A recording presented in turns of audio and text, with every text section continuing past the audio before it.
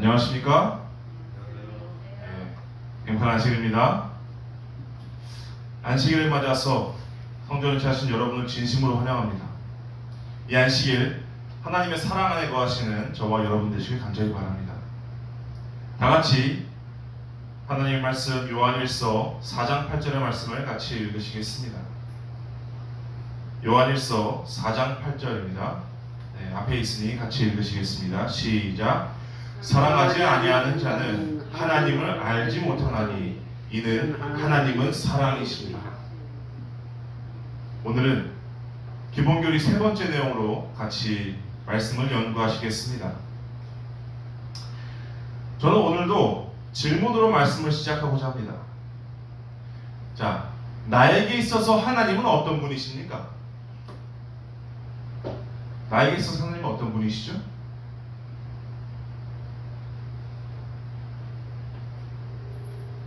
내가 만난 하나님은 어떤 분이십니까? 대답하시기 조금 어려우시죠? 그죠? 네. 자, 제가 지금 이 질문을 드리는 이유가 무엇일까요? 내가 만난 하나님, 내가 만난 이 아버지 하나님이 어떤 분이신지에 대해서 질문을 드린 이유가 무엇일까요? 제가 이 질문을 드린 이유는 우리가 하나님에 대해서 오해하는 부분이 있기 때문입니다. 자, 무슨 소리일까요? 이게 지금 하나님에 대해서 오해하는 부분이 있답니다. 자, 재림교회 기본신조 세 번째 내용입니다. 같이 제가 읽도록 하겠습니다. 영원하신 아버지 하나님은 모든 창조물의 창조주, 근원, 유지자, 통치자이시다. 그분은 공의롭고 거룩하며 자비롭고 인자하며 노하기를 더디하며 변함없는 사랑과 진실하심이 한량 없는 분이시다. 성자와 성령 안에 드러난 성질과 능력들은 아버지에 관한 계시이기도 하다. 자, 제가 잠깐 말씀드리려는 하나님에 대해서 오해를 하고 있다고 말씀을 드렸습니다. 자, 그렇다면 어떤 오해를 하고 있는 것일까요? 자, 아버지 하나님은 어떤 분이십니까? 자, 아버지 하나님은 두려우신 분이십니까? 아니면 사랑의 아버지이십니까? 너무나도 당연한 이 내용을 제가 여러분들께 여쭤보는 이유가 있는 것입니다. 자, 그것은 우리가 신앙을 가지고 살아가면서 여러 비도덕적 사람들을 만났을 때 우리가 이렇게 표현할 때가 있기 때문입니다. 어떻게 표현하냐면 우리가 악한 사람을 만났을 때 어떻게 표현하죠? 실질적으로 그 사람들에게 다가가서 타이릅니다. 그렇게 하면 안 되지. 그리고 그 사람들을 다독이면서 돌아오게 만들려고 노력을 합니다. 그런데 그렇게 했을 때 듣지 않았을 경우, 말로 통하지 않는 사람을 만났을 경우는 어떻게 하죠? 직접 말하진 않지만 우리의 마음속으로 이렇게 외칩니다. 하나님이 벌 주실 거야. 어이구, 저 사람 하나님이 벌 주실 거야. 혹시 이렇게 생각하시는 분 계십니까? 또 하나님의 심판에 대해서 여러 성경의 내용들을 읽다가 두려움을 느낄 때가 있습니다. 하나님에 대해서. 오해는 여기서부터 시작됩니다. 하나님에 대한 속성이 이런 기본적인 생각에서부터 오해를 만드는 것입니다. 자, 하나님의 속성은 무엇이라고 하셨죠? 무엇이라고 말씀드렸습니까? 사랑이시라. 네, 하나님은 사랑이시라. 하지만 우리의 마음 한켠에서는 하나님은 벌 주시는 분이시라고 생각한다는 것입니다. 성경은 출애굽기 21장 23절에서 25절 말씀을 통해서 이렇게 이야기합니다. 그러나 다른 애가 있으면 갑되 생명은 생명으로, 눈은 눈으로, 이는 이로, 손은 손으로, 발은 발로, 된 것은 된 것으로, 상하게 하는 것은 상함으로, 때린 것은 때림으로 갚을지니라. 이것이 무슨 말이냐 하면 우리는 지금 아버지 하나님에 대해서 지금까지도 충분한 이해가 부족하다는 것을 얘기합니다. 그로 인해서 아버지 하나님에 대한 오해를 가지고 우리의 신앙생활을 지금도 하고 있다는 것입니다. 또 아버지 하나님에 대해서 오해하는 이유는 우리가 구약 성경을 읽을 때 하나님의 모습이 꼭 복수하시는 분으로서 또 완벽을 추구하시는 분으로서 나타나기 때문에, 그리고 또 이 신약에서 나타나는 양보하게 하시고 사랑하게 하시는 이 신약의 하나님의 모습과 대조되기 때문에 우리가 하나님에 대한 오해가 생겨나게 되는 것입니다. 그렇다면 어떻게 하나님 아버지 하나님에 대해서 올바른 이해를 가질 수 있을까요? 우리는 성경을 통해서 나타나신 이 하나님을 찾고 우리의 삶을 통해서 우리는 이 하나님을 이해해야 되는 것입니다. 히브리서 1장 1절로 2절 말씀을 같이 보시겠습니다. 옛적에 선지자들로 여러 부분과 여러 모양으로 우리 조상들에게 말씀하신 하나님이 이 모든 날 마지막에 아들로 우리에게 말씀하셨으니 이 아들을 만유의 후사로 세우시고 또 저로 말미암아 모든 세계를 지으셨느니라. 아멘. 이 말씀을 통해서 우리가 확인할 수 있는 것은 하나님께서는 활동상 관계에서의 특성이 있으신데 그것을 우리는 지난 시간에 경제성이라고 말씀을 드렸습니다. 그리스도의 활동이 신약에서만 이루어지는 것이 아니라 구약의 창조에서부터 계속되고 있는데 고린도후서 5장 19절 말씀처럼 곧 하나님께서 그리스도 안에 계시사 세상을 자기와 화목하게 하셨다라고 말하는 것입니다. 하나님의 대리인으로서 아버지 하나님의 모습을 우리에게 드러내고 계신다는 것입니다. 자, 그렇다면 이제 들어가기 시작합니다. 자, 구약의 아버지 하나님은 어떤 분이실까요? 구약에서 보이시는 아버지 하나님은 어떤 분이신가요? 첫 번째입니다. 구약에 나타난 하나님의 첫 번째 품성은 인자하신 하나님이십니다. 하나님의 품성을 잘 나타낸 성경절이 있습니다. 그것은 출애굽기 34장 6절 말씀입니다. 여호와께서 그의 앞으로 지나시며 선포하시되 여호와라 여호와라 자비롭고 은혜롭고 노하기를 더디하고 인자와 진실이 많은 하나님이라. 아멘. 방금 읽은 이 구절은 모세가 시내산에서 여호와 하나님을 만났을 때 선포하신 말씀입니다. 이 구절은 여호와 하나님께서 얼마나 인자하신 하나님이신지를 강조하는 내용입니다. 그런데 우리는 이 말씀을 읽으면서 궁금증이 생기는 것입니다. 그 궁금증은 무엇이냐? 하나님께서는 분명히 인자하시다고 하셨어요.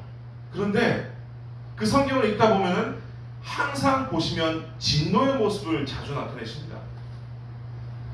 자, 왜 진노의 모습을 자주 나타내시는 것일까요?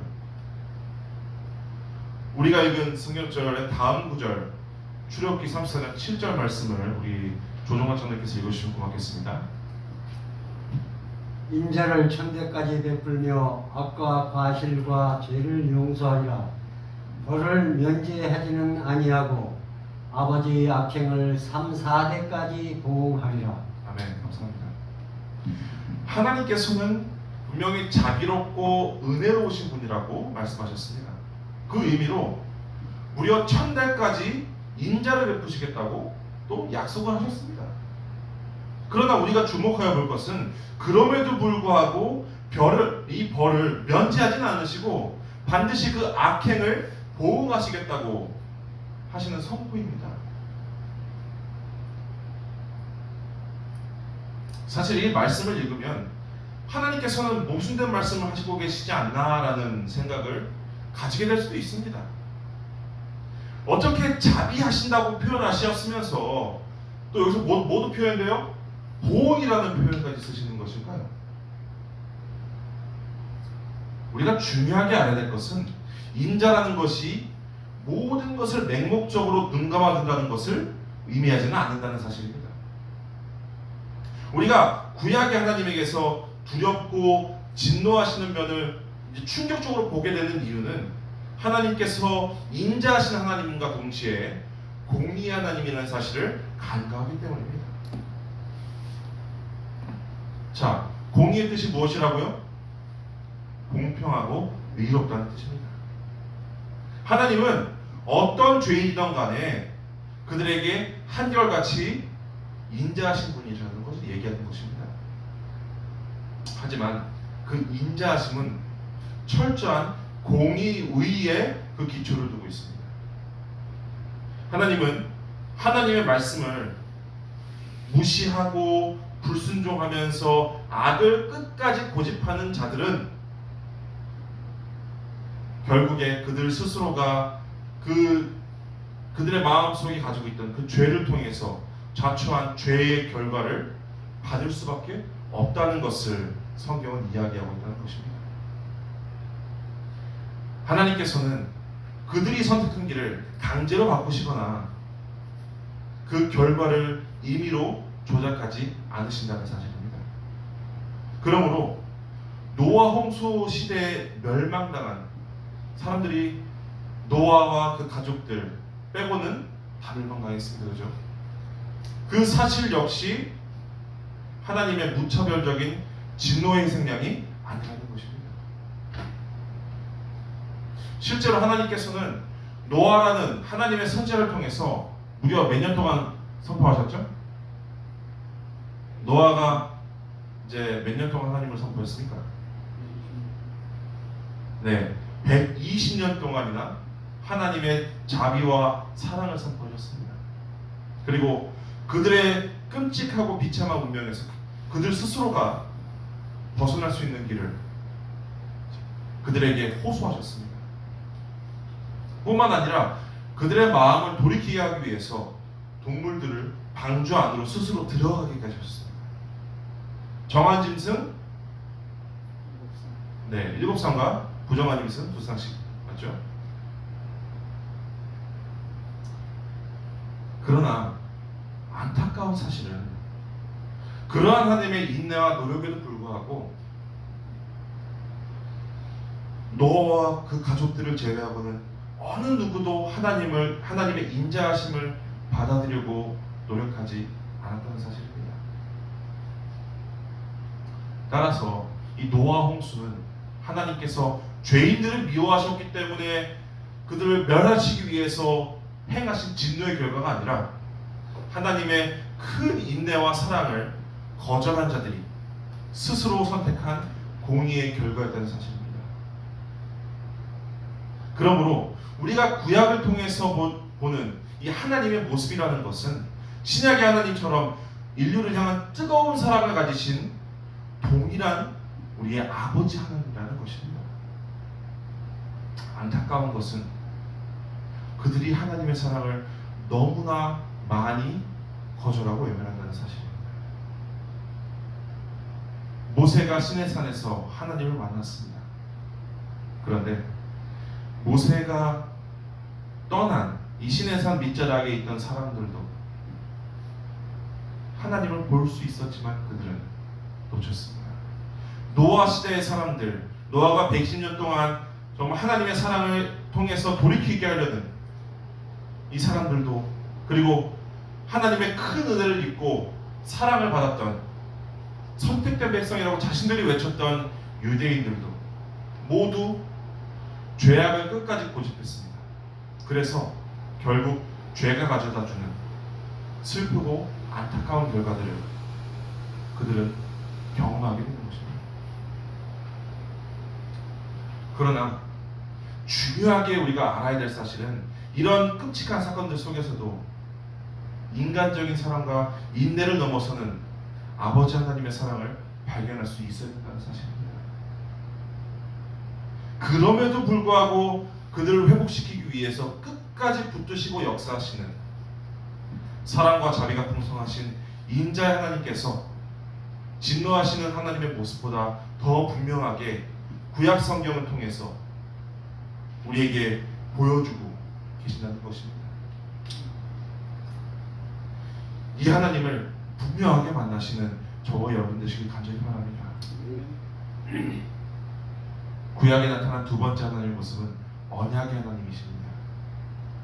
구약 성경 여러 부분에서 사람과 언약을 맺으시는 하나님의 모습을 우리는 발견할 수 있습니다. 대표적인 인물이 노아와 아브라함입니다. 자, 노아는 어떤 언약을 맺으셨죠? 하나님은 노아와 어떤 언약을 맺으셨죠? 다시는 물로 멸망하지 않으시겠다는 창세기 9장 15절의 언약을 맺으셨습니다. 그리고 아브라함과는 바다 모래와 같이 많은 자식들을 주겠다는 약속을 창세기 3장 16절을 통해서 하셨습니다. 그리고 그 후손을 통해서 메시아가 오시게 될 것이라는 약속을 하셨습니다. 흥미로운 사실은 하나님께서는 사람과 언약을 맺으신다는 사실입니다. 뭐가 흥미롭죠?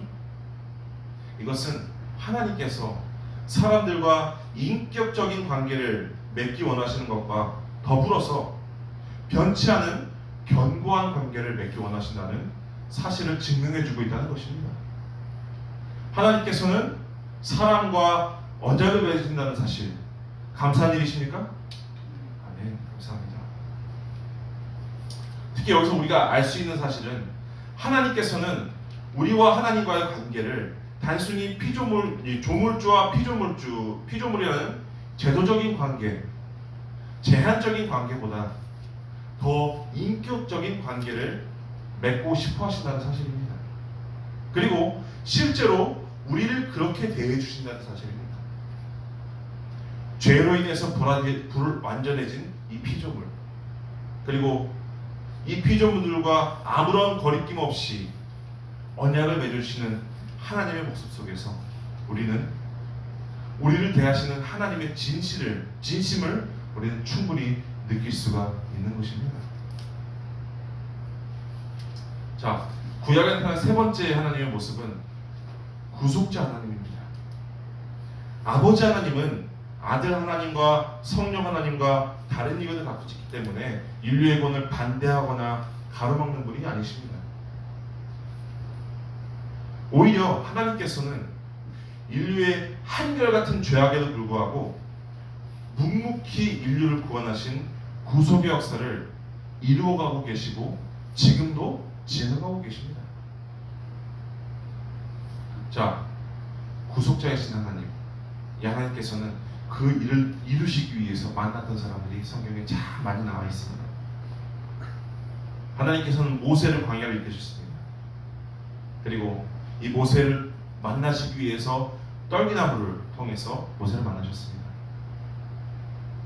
거기서 끝난 것이 아니라 이끄시기 위해서 구름기둥과 불기둥을 통해서 이스라엘 백성들을 광야로 인도하셨고 그 당시에 가장 강했던 성이라고 하는 여리고성을 무너뜨려 주셨습니다. 이 모든 구원의 역사를 강행하신 분이 바로 우리의 아버지 하나님이십니다. 시편 기자는 이 놀라운 하나님의 섭리를 생각하면서 겸손하게 이렇게 고백합니다. 주의 손가락으로 지으신 주의 하늘과 주께서 베풀어 주신 달과 별들을 내가 보오니 사람이 무엇이기에 주께서 그를 생각하시며 인자가 무엇이기에 주께서 그를 돌보시나이까. 아멘. 구약에 나타난 네 번째 하나님의 모습은 피난처 되시는 하나님이십니다. 피난처라는 주제는 죄악된 세상에서 하나님을 믿는 사람들이 유일하게 죄에서 벗어날 수 있는 이 분이 바로 하나님이시라는 것을 나타내고 있습니다. 이 다윗왕은 하나님을 우리의 도피성과 전적으로 같은 분으로 보았습니다. 자, 도피성이 무엇이죠? 도피성이 무엇이죠? 네, 앞에 잘 보이시죠, 그죠? 네, 고의가 아닌 죄를 지은 사람들이 숨을 수 있었던 장소가 바로 도피성입니다. 시편 46편 1절에 하나님은 우리의 피난처시요 환난 중에 만난 큰 도움이시라. 아멘. 나를 인격적으로 만나셔서 나를 숨겨주시고 보호하여 주시는 분이 바로 아버지 하나님이라는 것을 이야기해 주는 것입니다. 자, 구약에 나타난 하나님, 아버지 하나님이 참 많습니다. 그죠? 지금 몇 번째죠? 네, 5번째입니다. 자, 구약에 나타난 5번째 하나님의 모습은 용서하시는 하나님이십니다. 구약의 하나님도 용서를 해주시는지에 대한 의구심이 들 때가 많이 있습니다. 왜냐하면 성경을 통해서 보면 이스라엘 백성이 죄를 졌어요. 그 죄를 진 백성들은 어떻게 하셨죠? 애굽을 통해서 치게 하셨고, 바벨론을 통해서 치게 하셨고, 여러 나라를 통해서 치게 하셨습니다. 그런데 이 정말 용서해 주시는 하나님인가에 대해서 의구심을 느끼게 됐을 때, 바로 죽이지 않으신다는 하나님, 바로 죽이지 않는 하나님이신가라는 의구심을 들게 됐을 때, 우리는 이 다윗의 증거를, 다윗의 이야기를 통해서 그 증거를 확인할 수 있습니다. 자, 다윗의 이야기를 보시면 이렇습니다. 우리아의 아내를 강제로 취합니다. 그리고 그 남편인 이 우리아를 정말 잔인한 방법으로 죽이게 됩니다. 그 모습을 통해서 이 다윗을 봤을 때 당장 그 죄의 대가를 치러야 하는 극악무도한 죄인의 모습을 우리는 발견할 수 있는 것입니다. 하지만 하나님께서는 이 다윗에게 다시 기회를 주시는 것을 우리가 볼 수 있습니다. 그리고 그의 죄를 결국 용서해 주셨다는 것을 우리는 성경을 통해서 확인할 수 있습니다. 이것이 가능했던 이유는 다윗이 하나님 앞에 자신의 죄를 철저히 회개하고 또 하나님 앞에 자비와 용서를 구한 결과입니다. 그 성경절은 시편 51편 1절과 11절을 통해서 나와 있습니다. 하나님이여 주의 인자를 따라 내게 은혜를 베푸시며 주의 많은 긍휼을 따라 내 죄악을 지워주소서. 11절입니다. 나를 주 앞에서 쫓아내지 마시며 주의 성령을 내게서 거두지 마소서. 다윗은 어느 누구보다 하나님이 크고 위대하신 구원자라는 사실을 알고 있었습니다.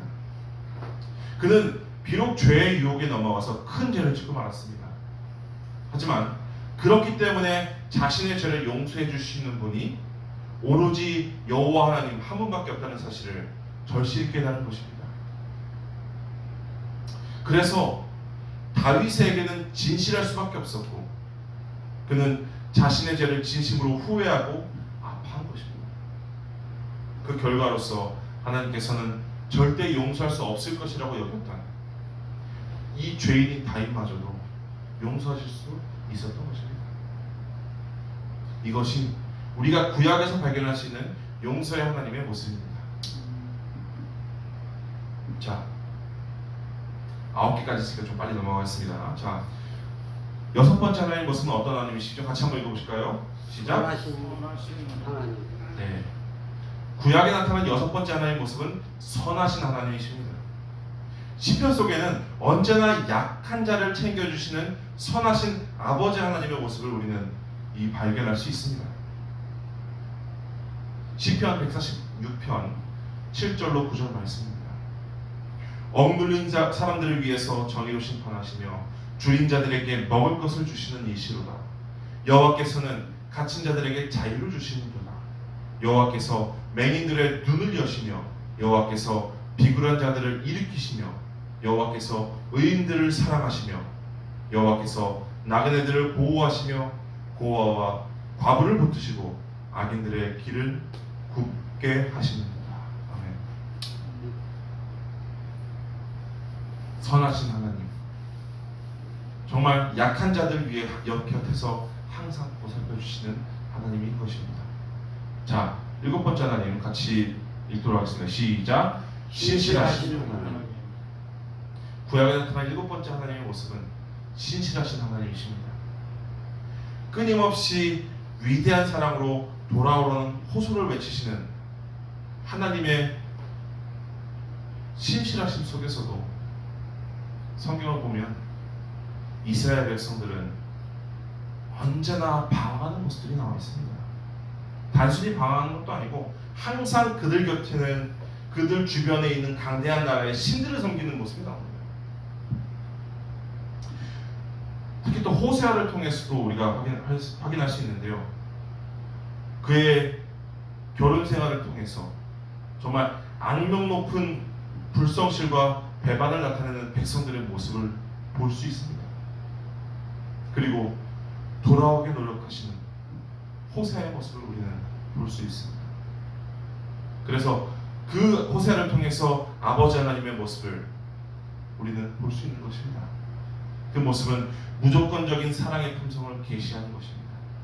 그리고 아버지 하나님이 얼마나 신실하신지, 나를 하나님께로 다시 돌아오게 하기 위해서 지금 이 순간에도 기도하고 계신다는 그 사실을 우리는 단순히 눈으로 보는 것이 아니라 뼛속 깊이 느낄 수 있도록 성경을 통해서 보여주고 계시는 것입니다. 여덟 번째입니다. 구원과 복수의 하나님이십니다. 하나님을 복수의 하나님으로 나타내시는 이 구약의 묘사, 이것은 우리가 지금 오해할 수 있는 가장 큰 요소입니다. 하나님께서 복수하시는 분이십니다 라고 얘기하시는 것은 우리가 잘 생각해야 된다는 것입니다. 이 복수의 하나님으로 나타내는 구약의 묘사는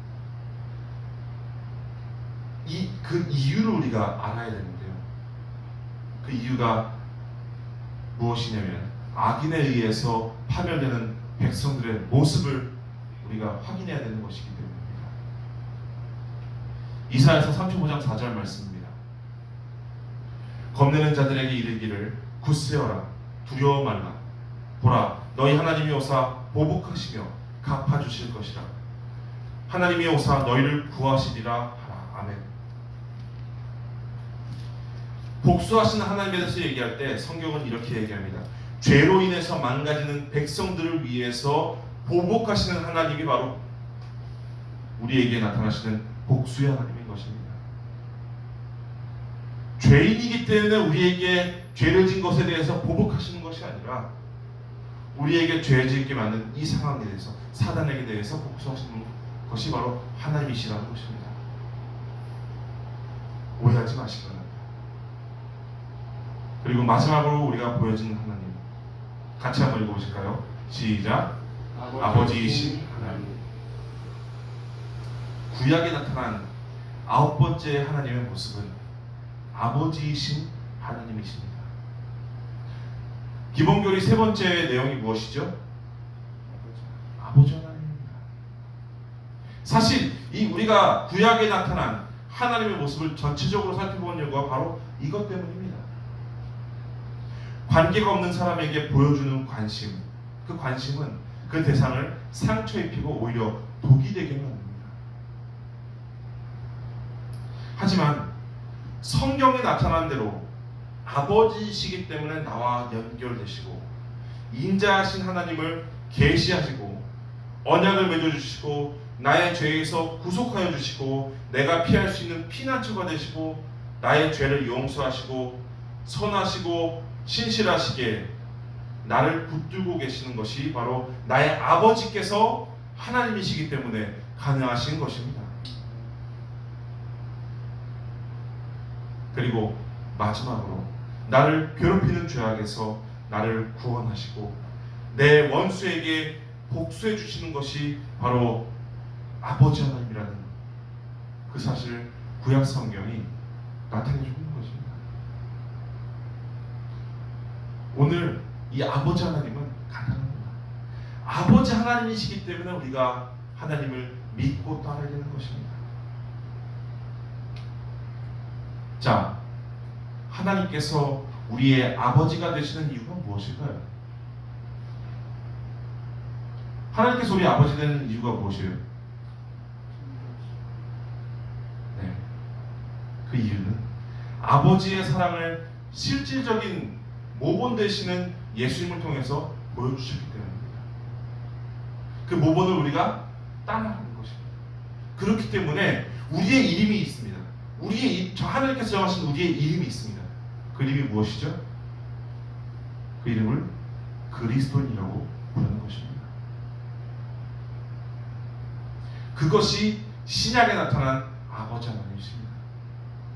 성경은 그 전체의 내용을 통해서 삼위일체 하나님께서 같이 활동하고 계시다는 것을 기록하고 있습니다. 첫 번째로는 모든 창조물들의 아버지로서 나타나고 계십니다. 사도 바울은 고린도전서 8장 6절을 통해서 예수 그리스도와 구분된 아버지 하나님을 나타내십니다. 이렇게 나와 있습니다.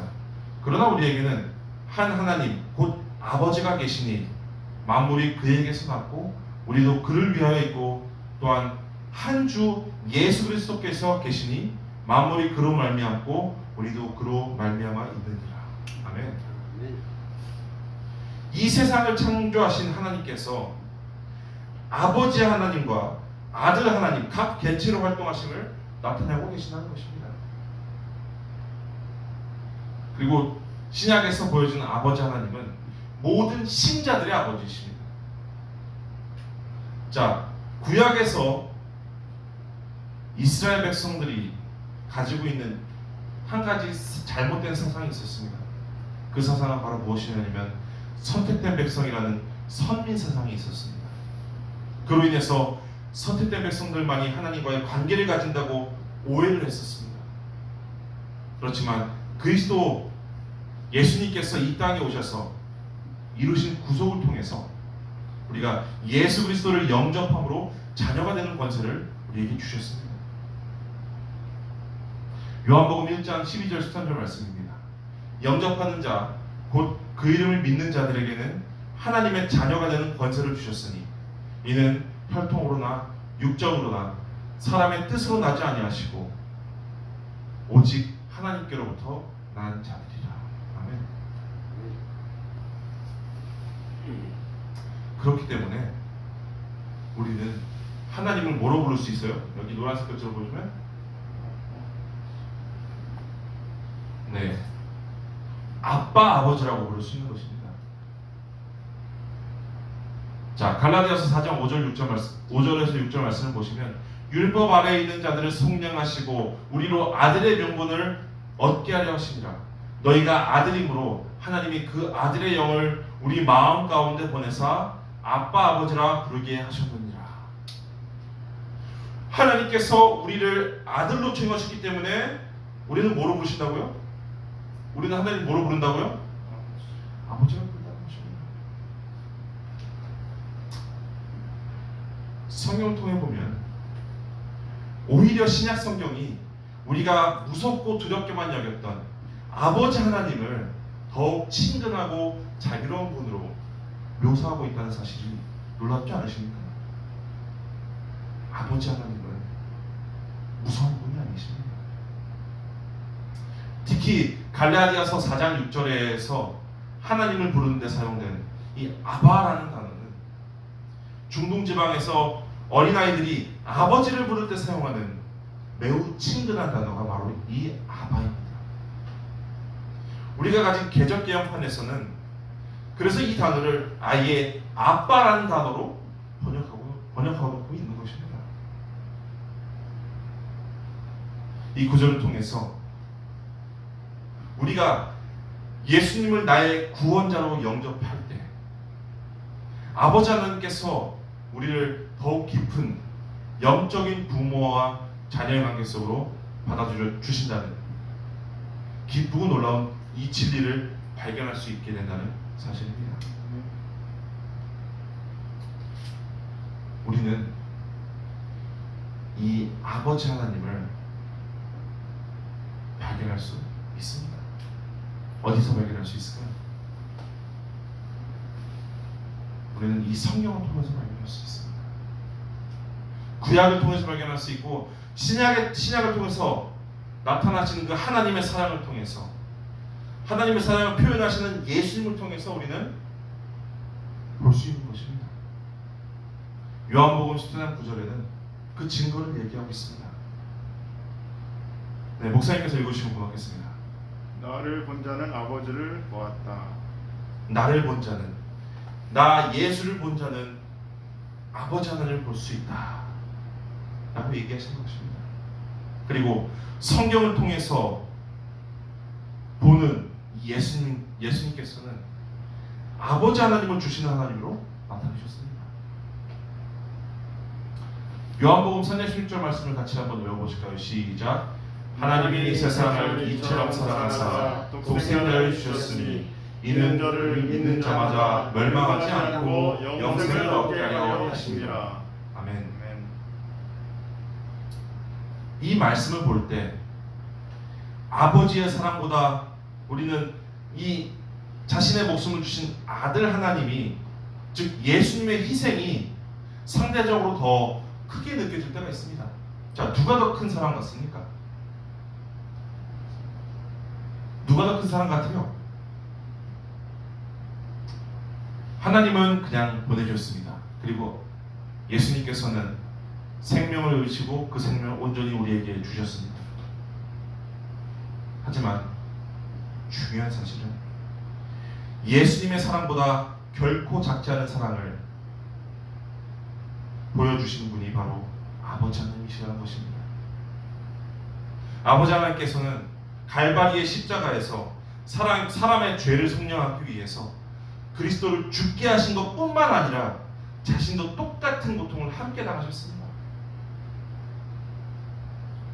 그렇기 때문에 우리가 이 성경절을 우리의 마음속으로 심을 수 있는 것입니다. 같이 한번 읽어볼까요? 시작. 하나님은 사랑이시라.